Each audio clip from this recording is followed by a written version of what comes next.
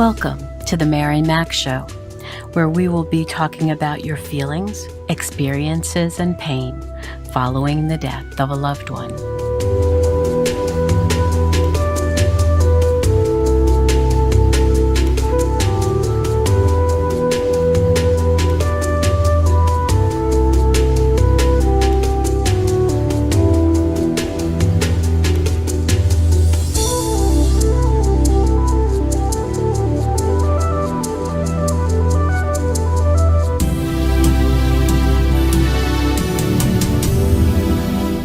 Hello, my friends, my warriors. This is Mary Mac of the Mary Mac Show. I have the privilege of being with a wonderful woman who lost her daughter to fentanyl. Her name is Andi Lee. She lives in Florida with her husband, Rick. They've been together for over 22 years. And she has another sibling of her daughter, who's Mike, and he has his own family and children now as well. Her daughter, Amanda, which she endearingly calls Manda, is that correct? Manda or Manna, yes, both. And she was 28 when she died of fentanyl poisoning. And that was on October 1st, 2020. She's the vice president of a wonderful organization, a nonprofit known as Fentanyl Awareness Coalition. And you can go there to the internet, go on the internet and see her website, www.the-fac.org. And they also have a wonderful Facebook page, very active, and you can go and search on Facebook for groups there. I'm doing this podcast series called Death by Fentanyl. And there are over 110,000 people who have been killed by this drug just last year alone. That's about 300 people a day. And that is extraordinary when you think about it. More than all the men and women we lost in the Vietnam War. That only came to about 58,000.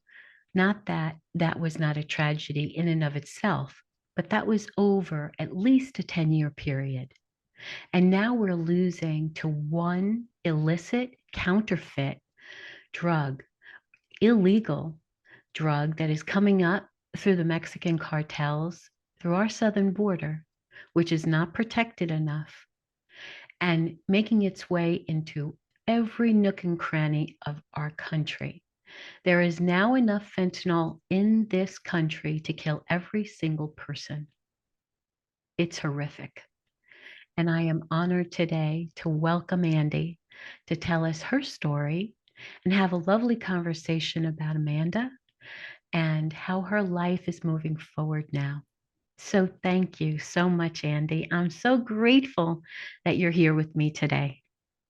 Mary, thank you so much for having me. I really appreciate this opportunity. And anytime I get to speak about Amanda, it keeps her alive. And I can't thank you enough. You're welcome. So we are both in Florida. Yes, ma'am. She lives on the southwest coast, and I live in central Florida. And we spoke a little bit before off camera about that. And so Amanda, though, where she was when she passed away, where was she? I forgot to ask you that. Amanda, at the time of her passing, lived in Santa Fe, New Mexico. Gotcha. And that is actually where she died. Gotcha. So would you tell us about her growing up years and her family life and that sort of thing? Yes, I'd be honored to do that. So when Amanda was born, she was almost 10 pounds, and she was just the sweetest, most loving child. She always loved animals, and she was very shy when she was little. I can remember she was attending the school that I taught at, and she was carrying her lunchroom tray. I think she must have been in first grade and dropped it. And for almost 2 weeks, I had to sit in my classroom with her and eat lunch because she was too embarrassed to go back into the cafeteria. So she was, so she was very, very shy.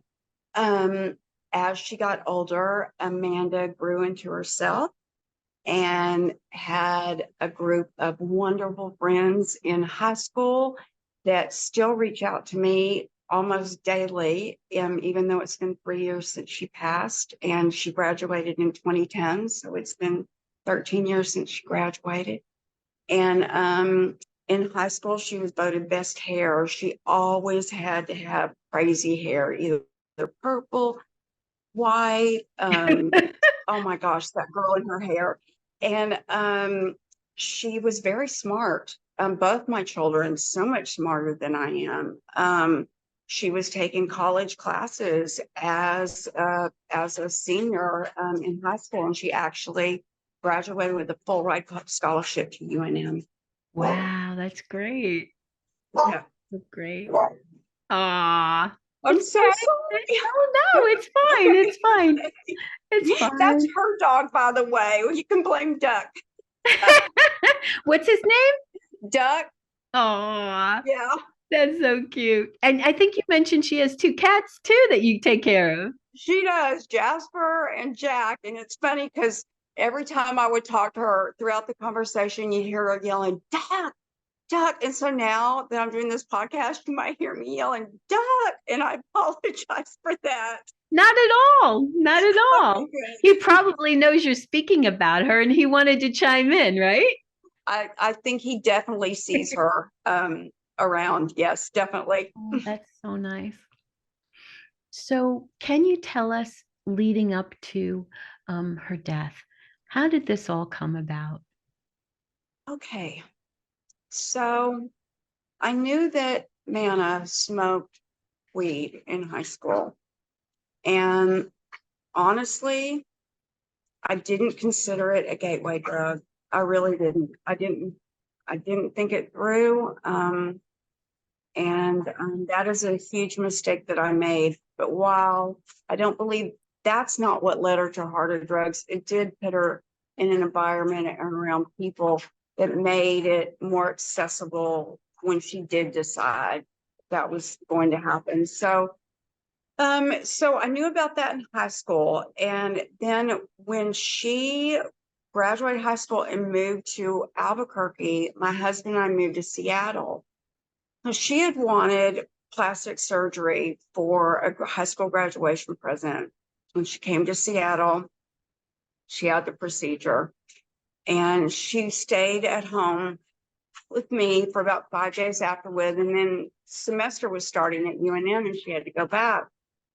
She got back and she had run out of her oxy. She was given oxy for an elective procedure, which is just insane. At the time, I didn't realize how insane it was. I just thought it was another pain pill. And she got back to UNM and she ran out and she was addicted. And so she maxed out 2 credit cards with cash advances. And after she did that, heroin is what she turned to. She was buying oxy at $25 a pill and she couldn't afford Oh it my anymore. God. Wow. It was $25 a hit. And you build up a tolerance to that. So she needed more and more. But she could slam heroin and stay high at first when she first started using for the whole day. So I knew that there was a problem. I came to Albuquerque unannounced. My son drove up from California. He actually drove her back where we put her in the first of many rehabs. And I stayed in New Mexico and closed out her life there and went back to Seattle. And after she got out of that first rehab, I made sure that she moved in with us. And that started an almost 15-year journey of Amanda, of a cycle of addiction, of Amanda going to therapy, going to rehab, relapsing. It's just a cycle for 15 years. Oh my God. And so she was with you while she was going through all of this? She was. I kept her with me, and she would get clean. She'd come back from rehab. She'd get clean, and then she'd get a job. She'd be successful. Again, she was still living with us, and then she would ultimately relapse. And then one of the rehab centers put her on Suboxone, and which is an opioid blocker. It comes in a sublingual strip, but that is even more powerful than heroin. And although it's an opiate blocker, she very quickly became addicted to Suboxone, and that just became another anchor around her neck that she was embarrassed of, that she needed to take something to function. Oh my God. Excuse me. Certainly. Oh my God.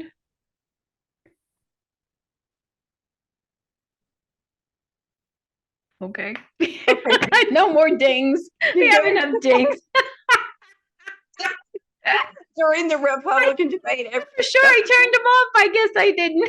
worry about it. So as she was going through all these different roller coaster of Mm. being healthy, not being healthy, back and forth, that must have really been difficult on you and your family. It destroyed her addiction, destroyed our family at that time. My son was very mad at me, and rightly so. He was the good kid who, a military hero, went on 2 deployments, was successful, bought his own place in Southern California, and I was trying to save my daughter's life.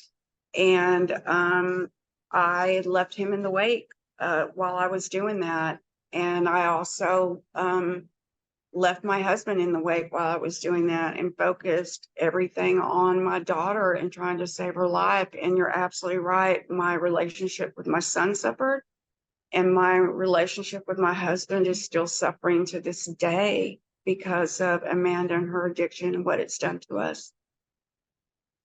It's really so sad how it clouds so many years of a family's life when there's that, the addiction involved.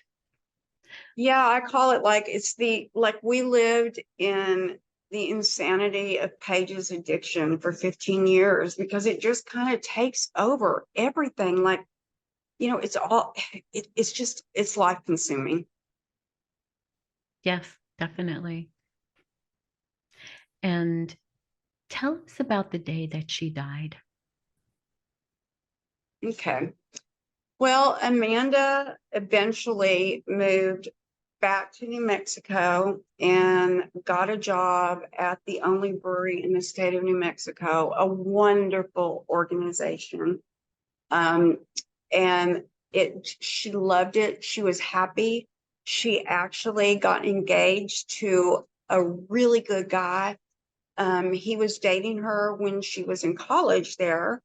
Oh, And yeah, but when she started doing drugs, he let her go.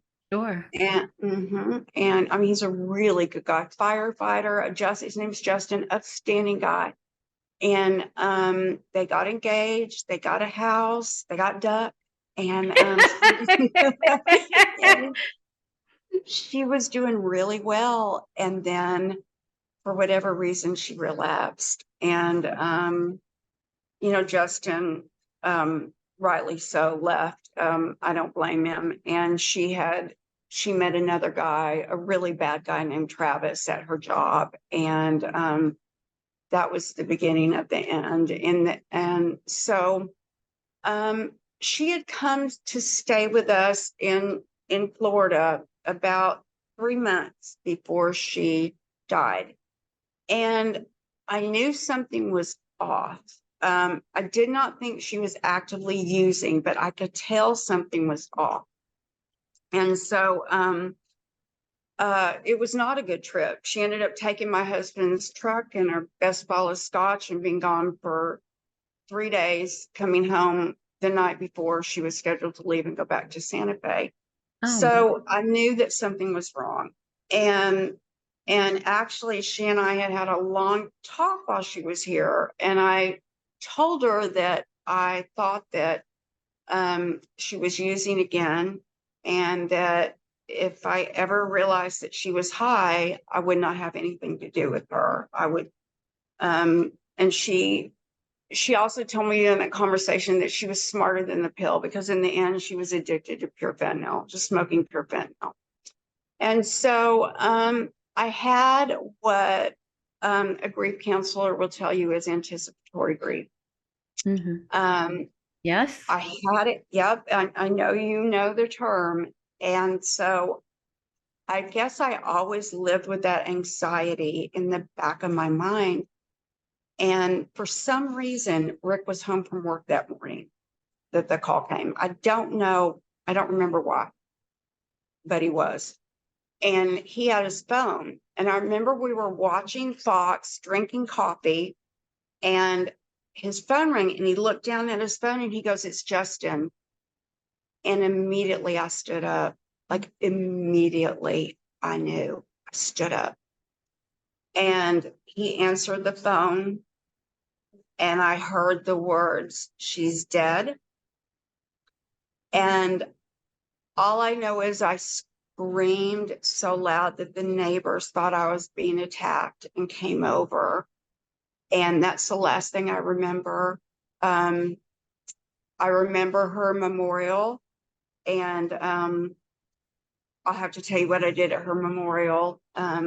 Where is she buried? Where is she buried? Well, she's not buried, and I'll tell you Okay. what I did. So she's cremated, and she had so many friends, literally hundreds and hundreds of friends. So what I did was I had her ashes, and we divided up part of them into little containers. Mm-hmm. And I asked that if anybody that wanted to take Manna home with them, they could take her. They could, if they would please spread her in their favorite place that they go, or if they needed to keep her in their home with them, that they were welcome to do that. But I wanted everybody there to have a piece of Manna because everybody loved her so much. That's how special she was. And then I got a That's so tattoo nice. That's that's, so and nice. people ask me how I thought of that. It had to be from her. It had to be.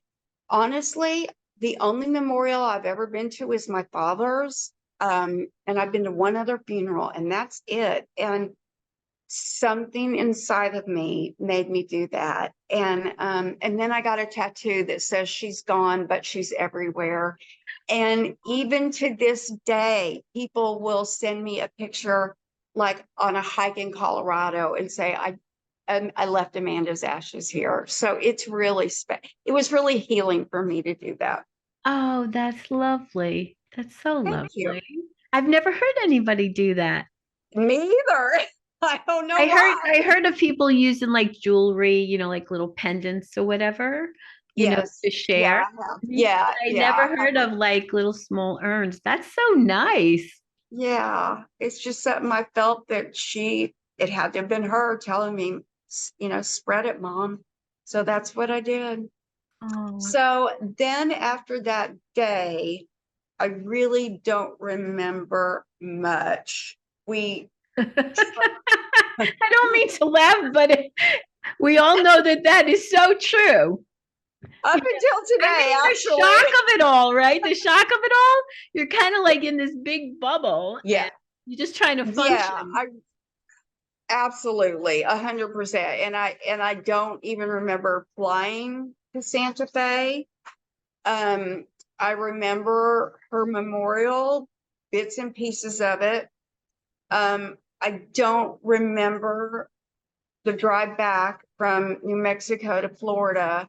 And I actually hallucinated along the way and saw things that weren't there. I had a complete mental breakdown for 3 months after she died. So, yeah. And how are you treated during that time? Did you have to go in the hospital? Did you stay home? So This I credit my husband for. I begged him every day to have me committed, every single day. And at this time, we had an animal practice, and my husband, we were very busy, and he had to go to work all day. So that man would get up, he'd go to work, and when he would come home, he would make sure that I would eat. He took care of me like that for 3 months. And then finally he said, Andrea, if you tell me one more time to have you committed, I'm going to do it. And he said, you're going to regret it for the rest of your life. He said, you may never come out of it. And if you do, you're never going to come out of it the person that you were. And he said, so say it again, and I'm going to take you. And I never said it again. And I believe it was at that point that I really started to understand what was happening with me. And I started to become very slowly more active in my own life. Man, I can't even imagine what that was like to try to get through every day like that. Luckily, I don't remember. I really don't remember it. I mean, I really don't. I guess he would leave and I would be in bed and without the TV on or anything, and he would come home and I would still be laying in bed without the TV on or anything. And it's probably a good thing I can't remember that. Well, I not only do I give you credit for, you know, being, man, that's really tough It really is. to get through it, but I give him credit too. I mean, he was there for you. He stayed with you. Do you know what I mean? Oh, 100%. There's a lot When of men she, who won't do that. yeah, yeah. I mean, I give him total credit for saving my life. I really do. Wow. You know, it was just difficult. It was during COVID, and none of my family came to her memorial. And I've never talked to them about it. Like I've never told them how bad it hurt me.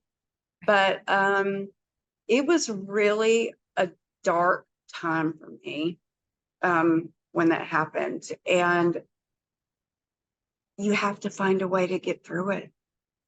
Yes, definitely. Yeah. It takes an awful lot of strength. And like you said, this was October of 2020 when we were right smack in the middle of it all. Nobody was going anywhere, and Yeah. Yeah. It was a horrible time. And I do think that that the lockdown in 2020 did contribute to my daughter's death as far as her mental illness and being isolated, Mhm. not for so long.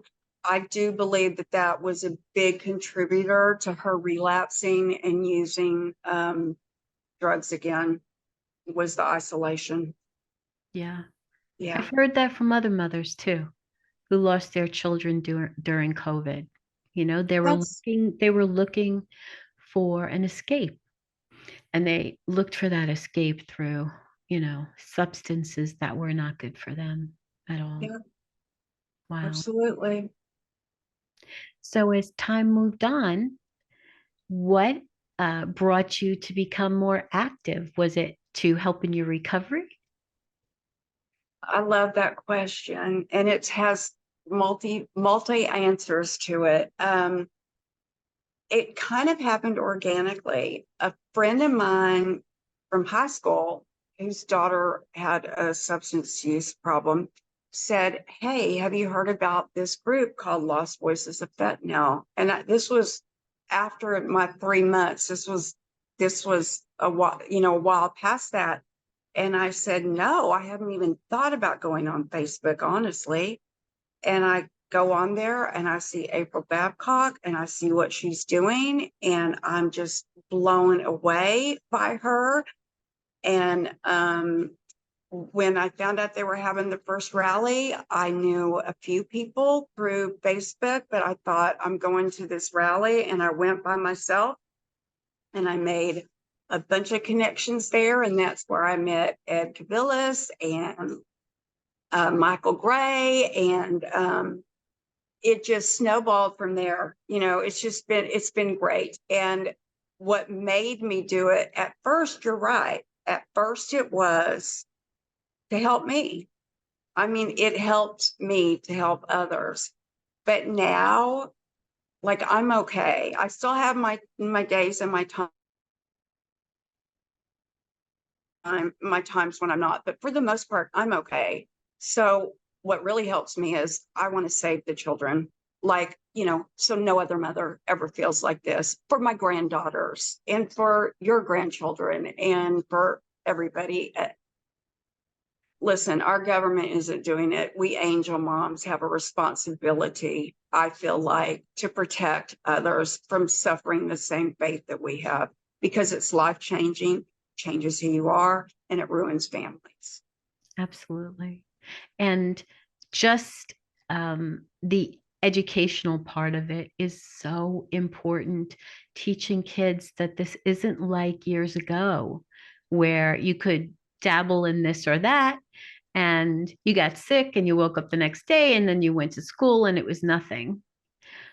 Nowadays, no matter what somebody gives you that is not a legal prescription from your doctor, it could have anything in it, It right? could. Oh, it could. When I got my daughter's death certificate, it had 4 different illicit drugs on them, and one of them I'd never heard of and couldn't pronounce and had to look up, and it was another designer opiate that was not a natural substance, that was made in a lab in a chemical. And I mean, I'm sorry, it made a chemical in the lab. And so it's just, it's awful.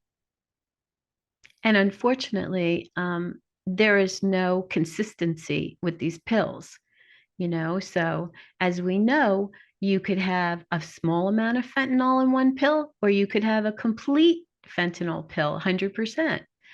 And the kids who are picking these up, and even the young ones, the youngest of them, who, it looks like a sweet tart, right? It looks like a little, colorful, candy. It does. And they're like, Mhm. oh, well, let's try this. And they have no idea what's in.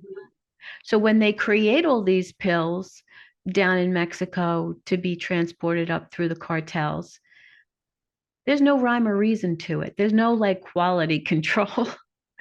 No, and it's not like there's chemists standing in the jungles in Mexico emptying emptying bottles of Xanax and crushing them up and then measuring fentanyl and mixing it in with the Xanax. No, what you're getting is pure fentanyl pressed to look like a Xanax bar. And whether you get the fluff that they put in there, the baby powder, or the laxatives, whatever they mix it with, whether you get that or whether you get the piece of the pill that has 2 grains of fentanyl in it, if you get that piece, you're dead. Right. And And people do need to realize that. yes, I don't think enough people, and I guess, to a certain degree, all of this advocacy is to do that, is to teach young people that like I like to say, the days of experimenting with drugs are over. Oh yeah, I mean, you can. People also say, 1 pill can kill. That was at the beginning of our campaign, but now it's 1 pill, one line. Any illicit substance can kill. We Yes. love to say kids wanted to get. Hello, baby. It's um people say kids want to get high, not die. And it's right. When I was in high school, I experimented. I went to high school in the 80s. I experimented, but now if I did that, I'd be dead. Yes. And it's not, you just can't do it anymore. So how do you make them believe that? Therein lies the problem. Yes, I agree. And I think a lot of them feel cheated that they're living in a day and age that Mm. they can't do what we used to do.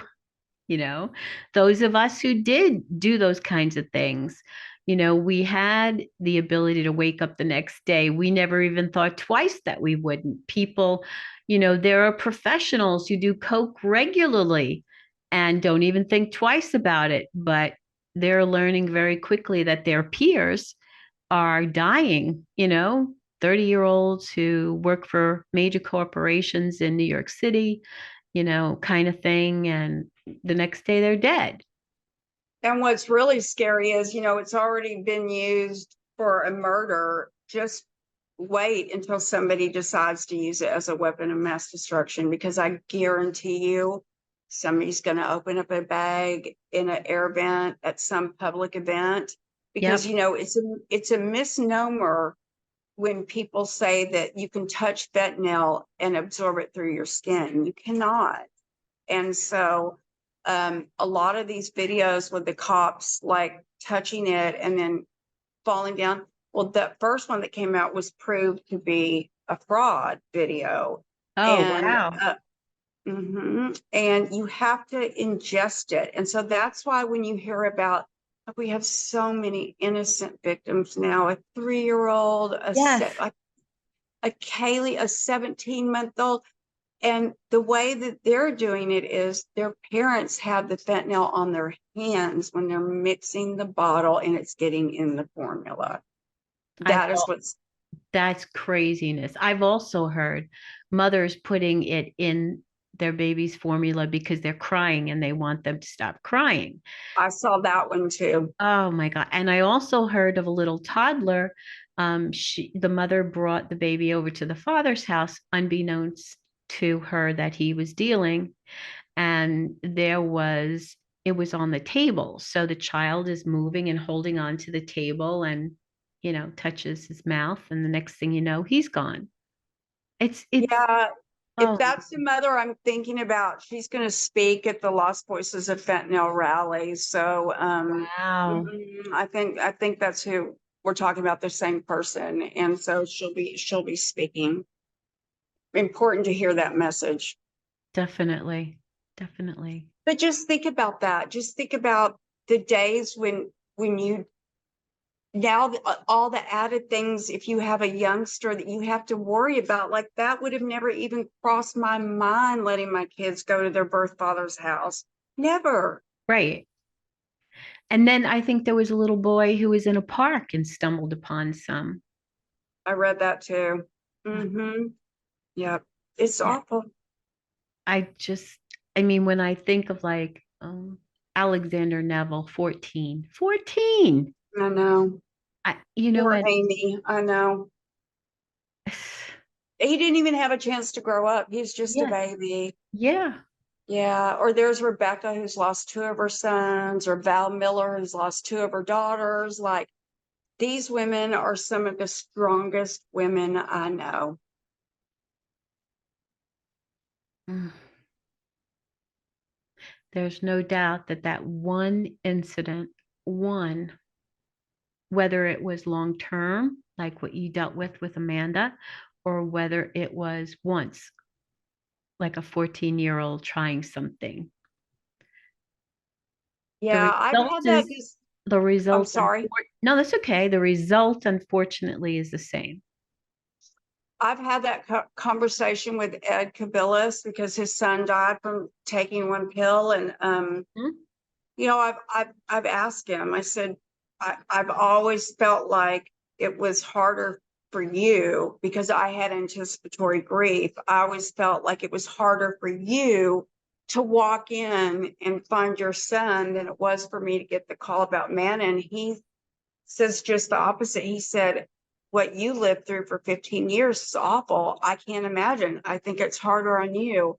So it's really important with all these groups that we have. We all have empathy for one another. And I guess to go back to your question about why we do this, we also do it to support each other. And I had left that out of the answer because it only takes one angel mom or one angel dad to connect with you who's been through the same thing. And it's incredible. It's an incredible support group we have here. Absolutely. And I want to encourage our listeners to go on those Facebook groups, be a part of the conversation. Learn what other people have gone through before you so that you know what may be coming up ahead. You know how to deal with certain issues. You can not be surprised when your family wants you to be back to normal because they will be, you know. They'll be wondering why this happy-go-lucky, wonderful person is now all morose and sad all the time and can't get out of bed. And they don't understand what this level of grief is. And so when you start to feel that way, if you are a bereaved parent or sibling, let's not let, they're going through their own grief too. Um, you need to reach out to other people who know exactly what you're going through. And that's what these groups are for. That's what these rallies are for, so that you're in touch with other people who know what you're going through. And I want to just say a little bit about your son, Mike, because even though the two of you, had issues together, um, we don't give enough credit to sibling grief, okay, in our when we're walking through this, because they try so hard to, make it okay for you. Siblings, they try to take on little bits of the deceased sibling's identity so that they are comforted, so they're comforted. It could be anything from wearing their t-shirt, if it's, if it's another girl, maybe putting her hair the way that Amanda had it, that kind of thing. So that they feel more connected and close to the person who died, using their blanket or their stuffed animal to comfort them, all kinds of things like that. And Sure. I just want to give credit to the siblings out there who don't get all the recognition that they should, right? Oh my gosh, my son is amazing. And you're right, he does deserve credit. And he's the one that stood in the background while Amanda got all the attention. Because as you know, with people that suffer with addiction, any attention is good attention, whether it's negative or positive. And so he stood Right. back and watched, and now he and I are good and on the best of terms, and we've worked through it, and I love him so much, and I love his wife and my granddaughters, and so that part is good. But I still will never be the same person that I was, just like you won't, and just like none of us will. None of us will. Yeah, it is.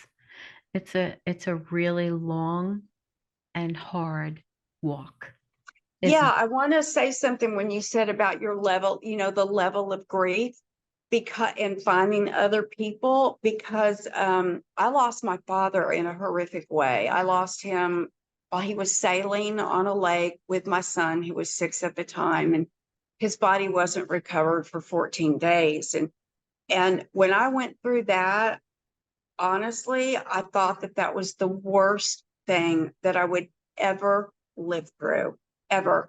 Manna was a baby. Mikey was just fixing to go into first grade, and it rocked my world. This, after losing a child, what happened with my daddy's death is nothing. It is nothing. And this is so much harder and so much more intense and on such a different level. It's hard to even verbalize the difference.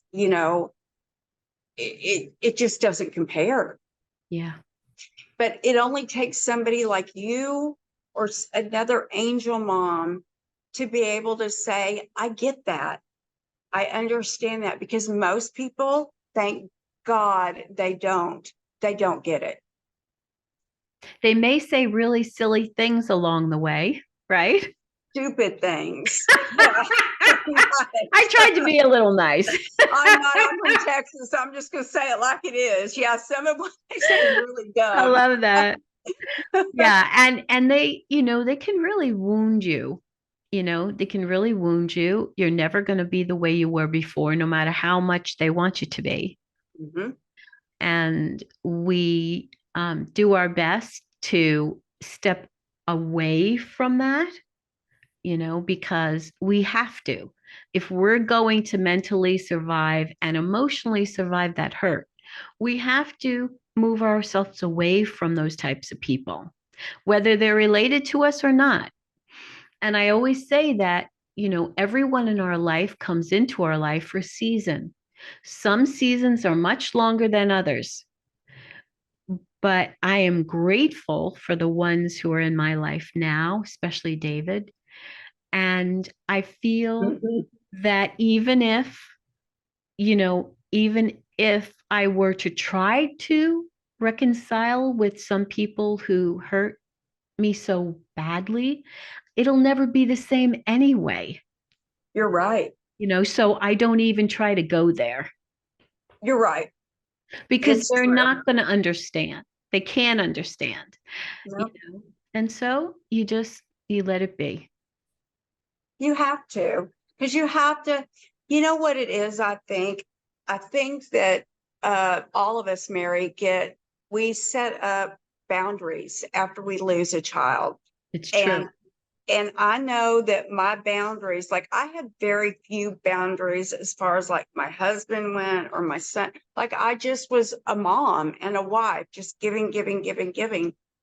And now I have boundaries. And if I don't want to do something or something is affecting me negatively or I don't believe in it, I'll stand up and say, I'm not doing that. Or you can't talk to me like that. I have really strong boundaries and it's changed me in that way. But I think another aspect of grief that nobody talks about, and actually I was talking about it with my grief counselor who told me she had never thought about it that way because she's never experienced a child loss, is in doing all of this, all of us parents, in doing all of this and finding our new path and turning pain into purpose, as they like to say, you feel guilty because I'm happy. Like for the most part, I'm happy. And I'm happy. I love doing what I do with back. I love my friends. I love my life. And I'm happy. But I found this new life because my daughter died. That's a very good point. So how do you wrap your head around that one? No, I can see that. That is difficult. I mean, when I was doing advocacy with parents of murdered children, I was happy. I was happy because I could comfort people who went through what I did, what we went through. Um, I was happy lobbying for better crime victim laws. I felt like I was making a difference out of such tragedy. Hmm. And And you have to get angry. You have to let anger get in a little, not to the point where it's outrageous or out of control, but right, we all need to be really angry, angry about what happened to your daughter, angry about what happened to my daughter. Where's the anger? Where's the anger from our government? Where's the outrage that they're killing 300 of young Americans a day? I I just think we all need to get angry about this. I totally agree with you. Totally agree. Yeah. And it's only going to come from bereaved families advocacy. I mean, that's how we looked at it too. It's the only way. And until there's enough of an outcry about what's going on, and it unfortunately touches somebody or a few somebodies that can't believe this occurred, and now all of a sudden there's going to be tons of money and tons of time and tons of, you know, um, TV time or whatever because so and so, went through this. But then again, you have other people, celebrities, grandsons who die, right? We haven't heard from any of them yet. And I don't know if we ever will. Well, I can tell you one thing is uh in part, and I can only talk about me personally. Personally, when the Santa Fe police called to give me the death notice, they told me that my daughter was just another addict and actually hung up the phone on me. And uh, it's still hard. That's still a really hard pill for me to swallow. But I'm sorry, I forgot where I was going with that. Okay. I apologize. Quite all right. Yeah, sorry. In other words, she wasn't famous enough, or she didn't come That's what I from, was going to say is yeah, she that didn't come how from a come different kind of family. Mhm. yeah, how come they can find his grandson, the woman who sold his grandson the fentanyl? How can they can find her within 48 hours, but my daughter is viewed just another addict? And if you'll look, it'd be interesting to look at all of our groups and see the percentage of us parents who have gotten, I don't want to say vindication, but gotten, maybe that is the Justice, right word, justice. justice. There you go, for our children versus those of us who have not. I'd be really interested to see the stats because I bet it's low of the people who do get justice, because every time somebody gets justice, it's highly celebrated. It's not like a regular occurrence. Yes, At least I that's how agree. I perceive it. No, I agree with you. I mean, in the murder space, um, Mhm. there's at the very lowest and the highest, it's between 40 to 60% of homicides are unsolved. Oh, Okay. People don't know that. People don't speak about it that way, but that's the truth.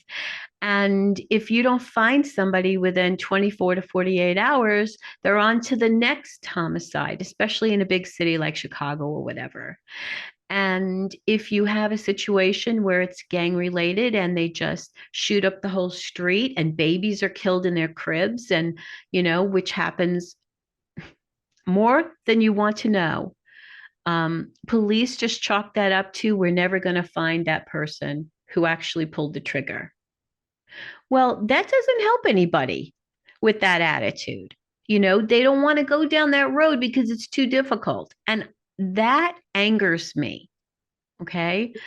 And even if you can get into a courtroom, okay, it all stems on who is going to testify.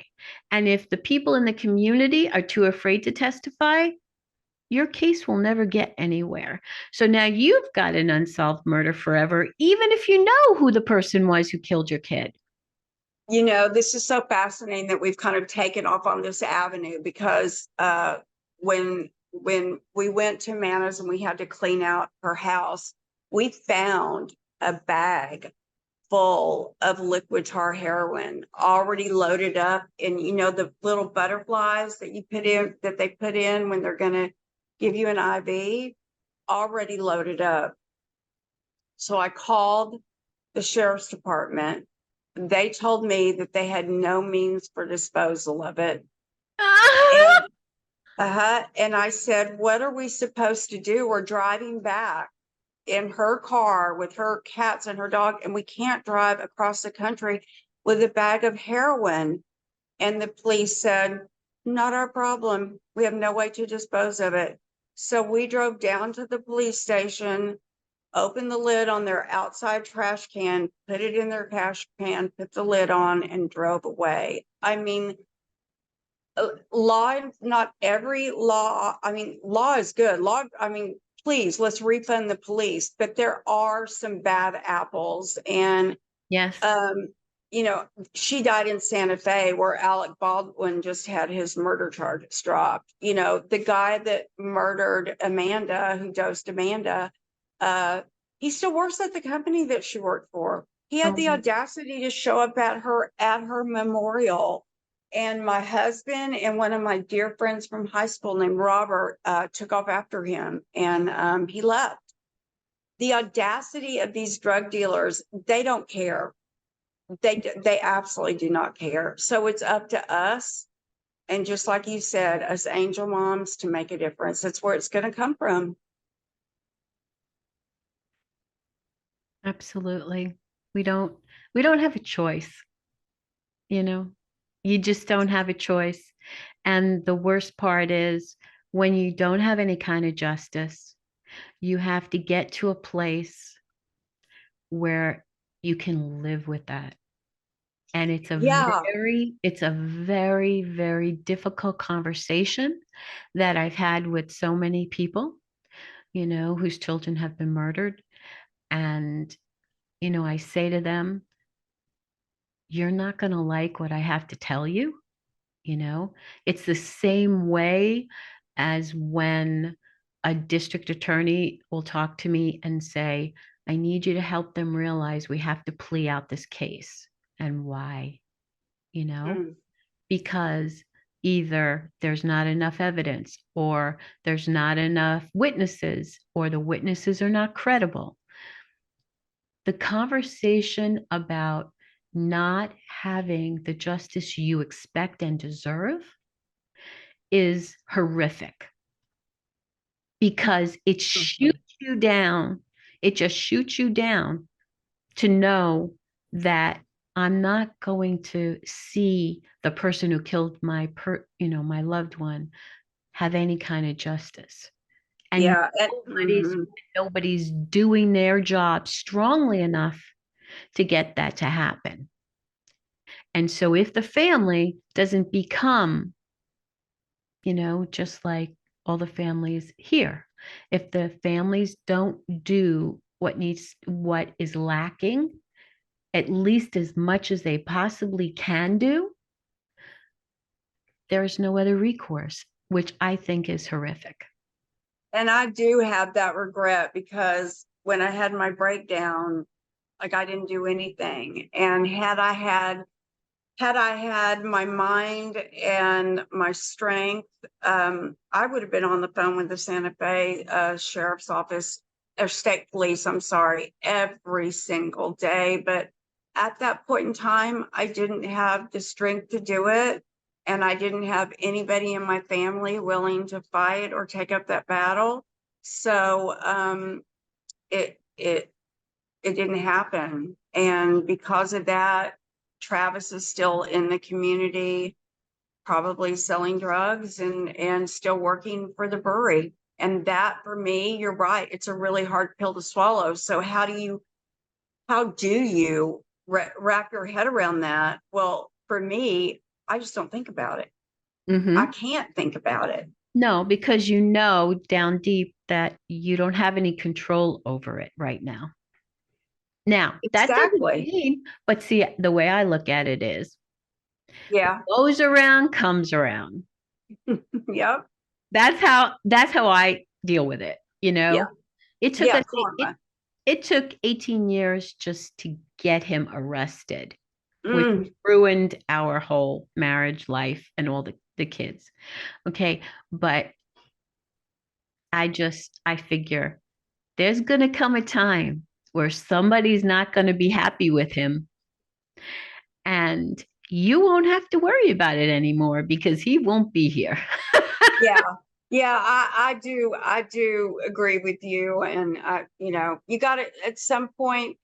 I don't like saying the term give it up to God because my personal belief is God gave me the strength, the intelligence, and the spirit and the soul to deal with whatever is thrown at me myself. Mm-hmm. But as far as Travis goes, in order for my own sanity, and so I wasn't just eaten up with hatred, I did have to give that up to God and say, okay, you know what? There's nothing I can do about it. You'll deal with it. And when you deal with it, you'll know when it's right. So I'll that's what completely I had agree to with do. you. And it takes a lot of strength to surrender, so to speak, right? To Oh, surrender, yeah. that's really what you're doing. You're Mhm. surrendering, to him, and you're just take this over. I can't, there's nothing I'm going to be able to do that's going to make this right. That's exactly right. You got to have faith. You got to have faith. And And I that's do. what they say about God. The most important thing he loves is when you have faith. I love that. Yeah. I really do like that. So we have faith that that guy who's still working at the brewery his karma will turn around. It'll come around. I believe so. Yes, definitely. Because you can't be that evil, I believe. You can't be that evil and it not come around to you.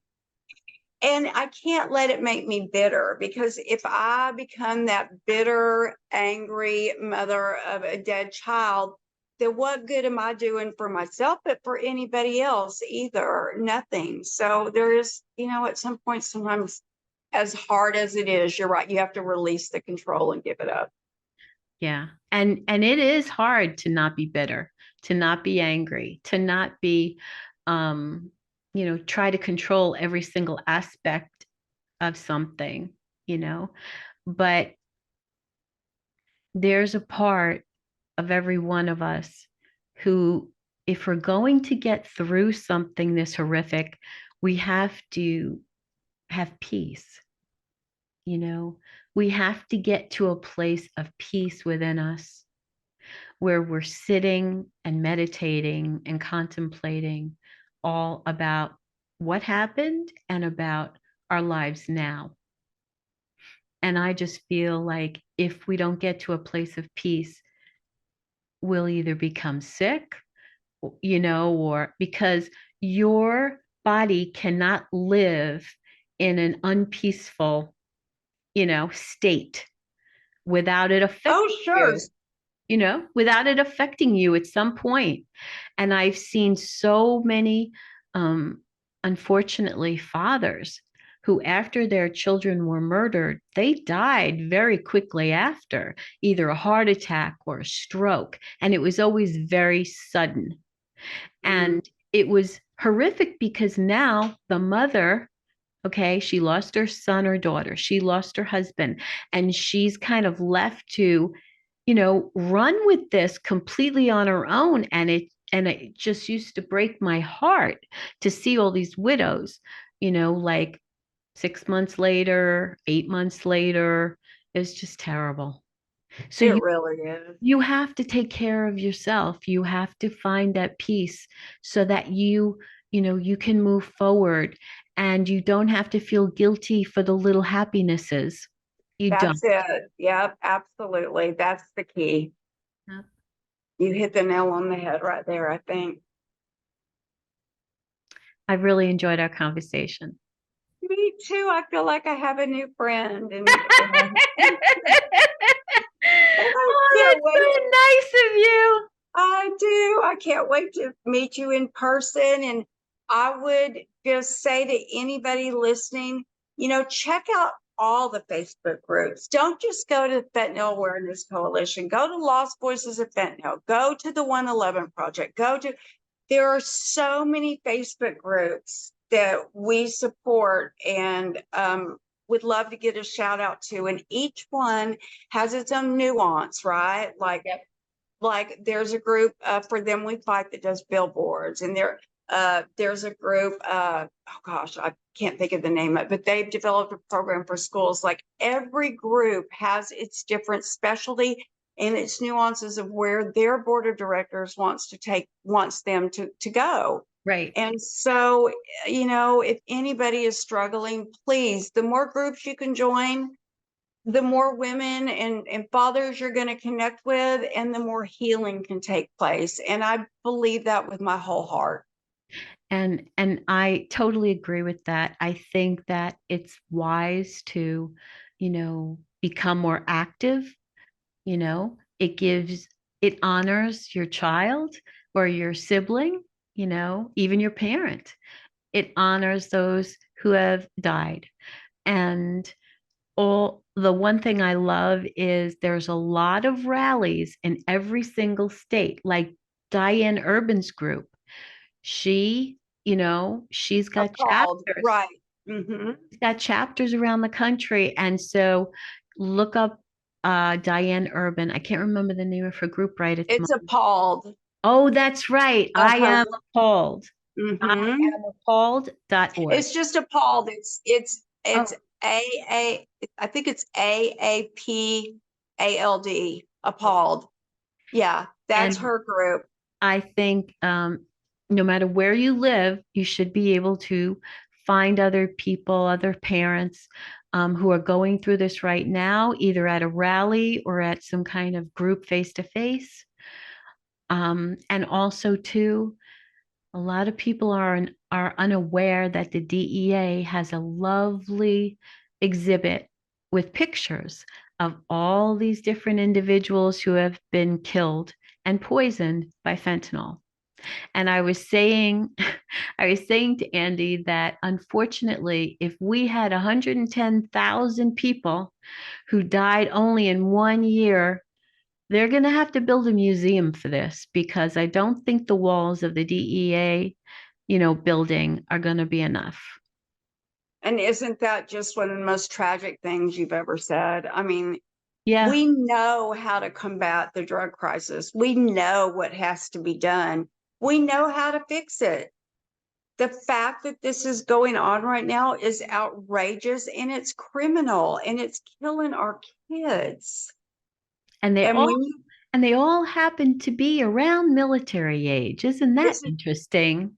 of course, China's killing 300 of them a day without ever having to lift a gun. And it's completely planned and it's on purpose. It's just so sad. You're back. Oh, okay. Now you blocked out for a little bit. Sorry. No, we both I'm back. did. Well, the one thing I want you to just talk briefly before we go Okay. is you have an analogy about the chocolate chip cookie, which I really love. Tell Okay. us about that.